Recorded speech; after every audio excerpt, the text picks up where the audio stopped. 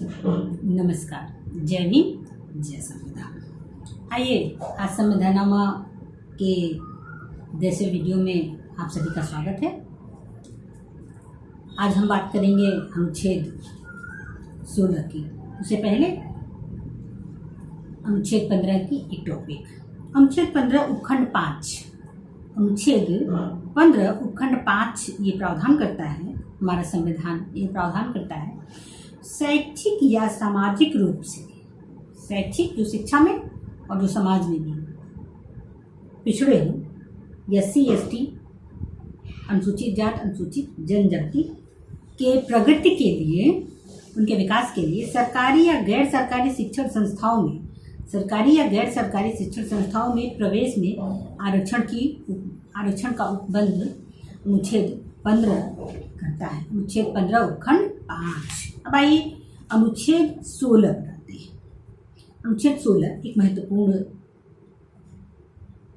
Article है जिसे इस उद्देश्य से संविधान निर्माताओं ने हमारे संविधान में इसका प्रावधान किया कि हमारे समाज के जो 85% पिछड़ी हुई जनसंख्या है, पिछड़ी हुई जो समाज के हमारे भारतीय लोग हैं जो मूल धारा से अभी बहुत दूर हैं, उन लोगों के लिए अनुच्छेद 16 ये व्यवस्था करती है। संविधान सभा के माध्यम से ये रिजर्वेशन आरक्षण की व्यवस्था डॉक्टर अम्बेडकर संविधान सभा के माध्यम से हम सभी को ये प्रोवाइड करते हैं। ये जानते हैं अनुच्छेद 15 लोक सेवाओं में, अनुच्छेद 15 कहता है लोक सेवाओं में अवसर की समानता का अधिकार। लोक सेवाओं में अवसर की समानता का अधिकार, अवसर सभी को जो है अवसर प्रदान किया जाए।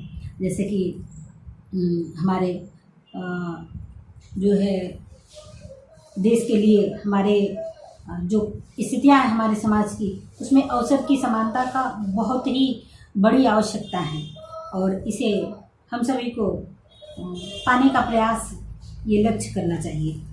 अनुच्छेद 16 ये उपबंध करता है, अनुच्छेद 16 ये उपबंध करता है राज्य के अधीन किसी पद या नियोजन या नियुक्ति से संबंधित विषयों में सभी नागरिकों के लिए अवसर की समानता होगी। यह बात संविधान कहती है। अनुच्छेद 16 का खंड 2, अनुच्छेद 16 का खंड 2 उपबंध करता है राज्य के अधीन किसी नियोजन या पद के संबंध में केवल धर्म, मूलवंश, जाति, लिंग, जन्मस्थान, उद्भव, निवास के किसी भी आधार पर किसी भी नागरिक को अयोग्य घोषित नहीं किया जा सकता है। वो कोई भी फॉर्म फिलअप कर सकता है, वो किसी भी धर्म, मूलवंश, जाति, लिंग, जन्मस्थान, उद्भव के आधार पर उसे भेदभाव नहीं किया जा सकता, उसे अपात्र घोषित नहीं किया जा सकता, उसे भी लोक सेवाओं में उतना ही पार्टिसिपेट करने का राइट है।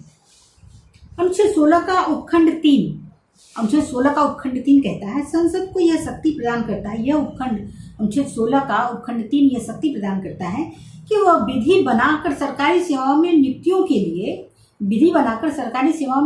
लिए उस राज्य में निवास करने वाले जो स्टूडेंट हैं, निवास करने वाले जो अभ्यर्थी हैं, उनके लिए स्पेशल प्रोविज़न बना सकती है। क्योंकि सभी अपने अपने राज्यों में जो है अपने अपने सिटीजन को, अपने अपने जो है नागरिक को जो स्पेशल प्रोविज़न देते हैं। जैसा कि अभ्यर्थी जो है जब अपने स्टेट में फॉर्म फिलअप करते हैं तो वो SC ST माइनॉरिटी जिस भी कैटेगरी में वो आते हैं उस कैटेगरी को फुलफिल करते हैं। जब अदर स्टेट में वो जानते हैं तो वो जो है इस अपने आप को जनरल में बीट करते हैं, क्योंकि वहाँ पर उन्हें SC ST OBC की कैटेगरी जो है का लाभ नहीं मिलता है। अनुच्छेद 16 खंड 4 ये एक महत्वपूर्ण उपखंड है। इस उपखंड में राज्य सरकार को सरकारी नौकरियों में पिछड़े वर्गों के लिए पदों के आरक्षण की शक्ति प्रदान की गई है। अनुच्छेद 16 उपखंड 4 इसका उद्देश्य रहा है कि राज्य की सरकारी नौकरियों में हमारे पिछड़े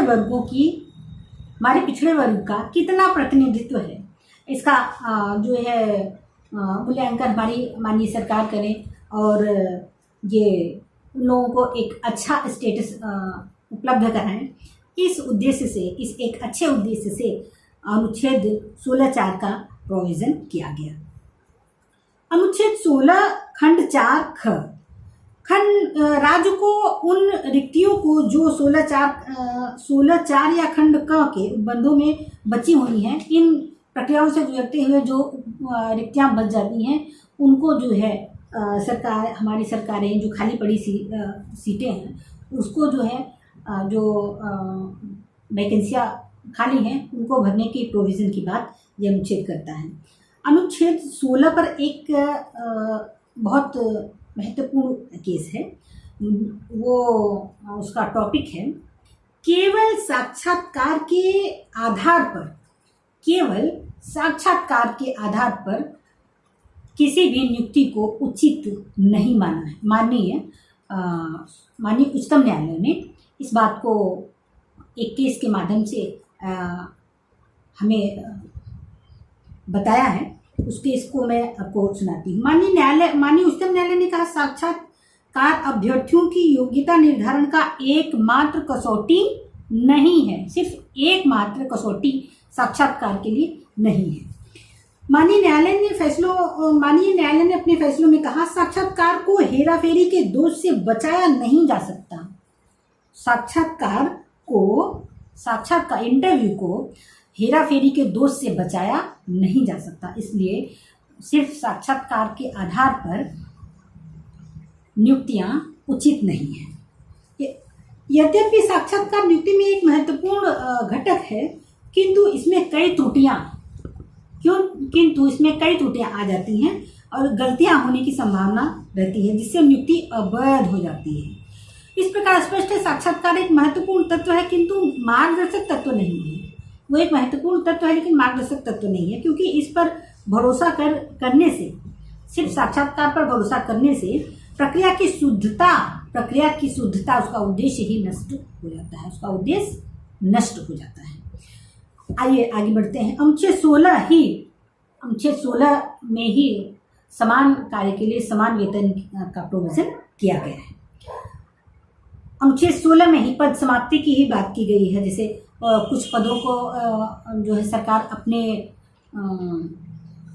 जिसका वो मूल्यांकन करके समझती है कि ये देश हित में पद जो है कोई योगदान नहीं दे रहे हैं, तो उसको जो है माननीय जो है सरकार जो उसको समाप्त कर सकती हैं। और वो सरकार वो जिस पद को समाप्त किया गया है, वो अगर वो सद्भाव में है तो माननीय न्यायालय उसमें हस्तक्षेप नहीं किया जा सकता। जैसे प्रधानमंत्री जी योजना आयोग को ख़त्म करके एक नई योजना को लॉन्च किए, तो ये जो है एक स्टेप रहा और उन्होंने इसको अच्छे दृष्टि से देश हित में समझा, इसलिए ये प्रोविज़न किया।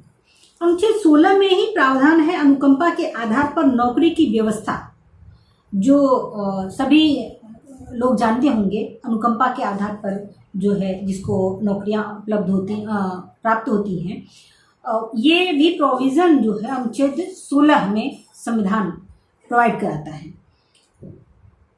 बिना शर्त त्यागपत्र अपने पद से देने की जो व्यवस्था है, वो भी अनुच्छेद 16 के अंतर्गत आती है। वंश निवास स्थान के आधार पर किसी के साथ थोड़ी भेदभाव जो है करने का जो प्रोविज़न है कुछ परिस्थितियों में, ये भी अनुच्छेद 16 ही प्रोवाइड कराता है। अनुच्छेद 16(4) जो पिछड़े वर्ग की बात करता है, मैं पिछड़े वर्ग पर थोड़ी सी टिप्पणी कर दूं, थोड़ी सी चर्चा कर दूं। अनुच्छेद 16(4) राज्य पिछड़े हुए नागरिकों के किसी वर्ग के पक्ष में जिनका प्रतिनिधित्व राज्य की राय के अधीन सेवाओं में पर्याप्त नहीं है, तब राज्य सरकार नियुक्तियों या पदों के आरक्षण के उपबंध कर सकती है। जब माननीय राज्य सरकार ये अनुभव करती है, उसकी राय बनती है कि पिछड़े वर्ग का प्रतिनिधित्व राज्य की सेवाओं में उचित नहीं है, तो इस पर वो प्रोविज़न बना सकती है। अनुच्छेद 16(4) में आरक्षण के 2 आधार दिए गए हैं। अनुच्छेद 16(4) में आरक्षण के 2 आधार दिए गए। नंबर 1, सामाजिक और शैक्षणिक। जो सामाजिक और शैक्षणिक रूप से पिछड़ा है सामाजिक शैक्षणिक दृष्टि से पिछड़ा हो और नंबर 2, राज्य के अधीन पदों पर पर्याप्त प्रतिनिधित्व न हो, उन्हें अनुच्छेद 16(4) का लाभ मिलना चाहिए। मंडल आयोग में कुछ बातें आई, मंडल रिपोर्ट की थोड़ी सी चर्चा करते हैं। मंडल आयोग इस मामले में कहा गया, मंडल आयोग की रिपोर्ट में इस मामले में कहा गया कि पिछड़े वर्ग का निर्धारण जाति के आधार पर किया जा सकता है। जाति भी एक वर्ग है। हमारे भारतीय समाज की जाति एक बहुत बड़ी सच्चाई है। जाति के कारण बहुत सारी घटनाएं घटती हैं, बहुत सारी कुव्यवस्थाएं, बहुत सारे केसेस सामने देखने को मिलते हैं। आए दिन समाचार पत्रों के माध्यम से एक जाति वर्ग विशेष के लोग एक जाति को जो है अपमानित करते हैं किसी भी तरीके से। इसलिए जाति भी एक वर्ग जो है, मंडल आयोग अपनी रिपोर्ट में इस बात को कहते हैं कि एक सामाजिक वर्ग है। जाति भी एक सामाजिक वर्ग है। वह सामाजिक रूप से पिछड़ा है तो वह अनुच्छेद 16(4) के प्रयोग से पिछड़ा वर्ग होगा। ये बात जो है मंडल आयोग की रिपोर्ट में कही जाती है। आर्थिक आधार पर पिछड़ा वर्ग के निर्धारण में एकमात्र कसौटी नहीं हो सकता है। सिर्फ आर्थिक आधार जो है पिछड़ा वर्ग के आधार पर कसौटी नहीं हो सकती। जाति भी एक पिछड़ा वर्ग का आयोग की कसौटी हो सकती है।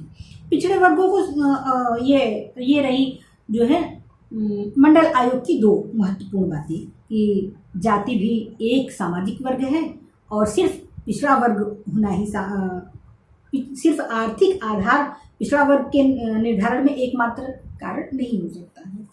अब आते हैं पिछड़े वर्ग लोगों में क्रिमिनल लेयर की व्यवस्था जो है वो अनुच्छेद 16 ही लागू करता है। अनुच्छेद आरक्षण की अधिकतम सीमा आप सभी लोग जानते हैं। आरक्षण की अधिकतम सीमा सिर्फ 50% हो सकता है, ये निर्धारित है। अनुच्छेद 16(4) के अधीन पिछड़े वर्गों को पिछड़े वर्ग में अनुच्छेद 16(4) में पिछड़े वर्ग को पिछड़े वर्ग में विभाजित किया। जैसे कुछ पिछड़े वर्ग थोड़े उच्च होते हैं, कुछ निम्न हैं, उनमें जो है ये बंटवारा माननीय सरकार हमारी कर सकती है। आरक्षण कार्यपालिका के आदेश के द्वारा आरक्षण जो है कार्यपालिका के आदेश के द्वारा ही लागू किया जा सकता है। इसके लिए विधि बनाना आवश्यक नहीं है। विधि बनाना आवश्यक नहीं है, माननीय सरकार के आदेश ही इसके लिए पर्याप्त है। प्रोन्नति में आरक्षण खत्म कर दिया गया है। SC/ST पिछड़ा वर्ग अनुच्छेद 15(4) और अनुच्छेद 16(4) के प्रयोजन के लिए 2 पृथक वर्ग हैं। SC/ST पिछड़ा वर्ग अनुच्छेद 15(4) और अनुच्छेद 16(4) के प्रयोजन के लिए 2 प्रथम वर्ग हैं। आज के लिए इतना ही। अगले वीडियो में हम मिलते हैं अनुच्छेद 17 और अनुच्छेद 18 पर। ये वीडियो आपको कैसा लगा हमें कमेंट करके कमेंट बॉक्स में बताएं। शेयर करें, सब्सक्राइब करें और बेल दबाना ना भूलें, जिससे हम एक सामाजिक पहल, अपने सोए हुए समाज को जगाने का जो ये पहल है उसको हम आगे अच्छे से जन जन तक ये पहुंचा सकें। इसी उद्देश्य के लिए जय भीम, जय संविधान।